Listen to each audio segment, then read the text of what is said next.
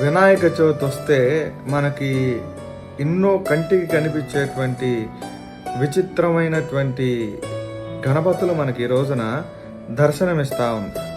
అది వాస్తవానికి ఎంత తప్పు అంటే మనకి శాస్త్రం చెప్పింది, మనకి వేదాలు చెప్పినాయి, వినాయకుడు ఇలానే ఉండాలి, ఈ రూపంలోనే ఉండాలి, ఈ రూపంలో ఉన్నటువంటి వినాయకుడినే పూజించాలి, మట్టి వినాయకుడినే పూజించాలి అని చెప్పి మనకి శాస్త్రం చెప్పింది. అలాంటివన్నిటినీ కూడా పక్కన పెట్టి ఈ రోజున వీళ్ళు చేస్తున్న పనులు చూస్తూ ఉంటే ఒక సాటి హిందువుకి నిజంగా కడుపులో మండిపోతూ ఉంటుంది.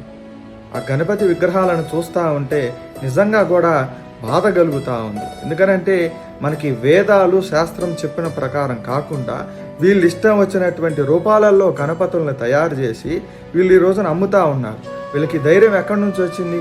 ఎవరు అడగరనేగా వీళ్ళకి ధైర్యం. ఏంటి గణపతి గణపతిగా ఉండాలి, ఆయనకి ఉన్నటువంటి ఆకృతి ఏదైతే శాస్త్రం వేదం చెప్పింది ఆకృతిలోనే ఉండాలి, ఈ గణపతులన్నీ ఏంటి? ఎవరైనా చర్యలు తీసుకున్నారా? ఎవరు తీసుకోరు. అడిగే ధైర్యం లేదు, అడిగి ఎవరు అడగరు. అందుకే వాళ్ళు ఇష్టం వచ్చిన రీతిలో వాళ్ళు ఇష్టం వచ్చినట్టుగా గణపతులను తయారు చేస్తూ ఉన్నారు. వినాయకులను ఇలా తయారు చేయటం అనేది హిందూ ధర్మంకి వ్యతిరేకంగా వీళ్ళు గణపతులని వినాయకులని యొక్క రూపాలను తయారు చేస్తూ ఉన్నారు. ఇది ఖచ్చితంగా ఖండించాల్సినటువంటి విషయం.